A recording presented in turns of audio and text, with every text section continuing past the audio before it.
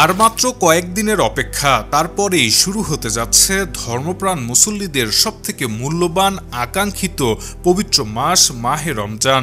Saudi আরবের ইসলাম বিষয়ক মন্ত্রণালয় জানিয়েছে, পবিত্র এই মাসকে ঘিরে মদিনার মসজিদে নববীতে সব ধরনের প্রস্তুতি সম্পূর্ণ করা হয়েছে।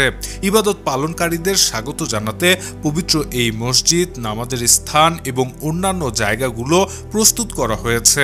গুরুত্ব দেওয়া হয়েছে প্রশান্তির সঙ্গে ইবাদত নিশ্চিতের প্রতি। সংশ্লিষ্ট কর্তৃপক্ষ জানিয়েছে, মসজিদে আগতদের ইবাদতে যেন কোনো ধরনের সমস্যা না হয় সেদিকে সর্বোচ্চ গুরুত্ব দেওয়া হচ্ছে। রমজানে মসজিদের নববীতে বিশেষ সেবার জন্য নিরবিচ্ছিন্ন পরিষেবা নিশ্চিত করা হয়েছে। 24 ঘন্টা জরুরি সেবা পরিচালনার জন্য বিশেষ টিম গঠন করা হয়েছে।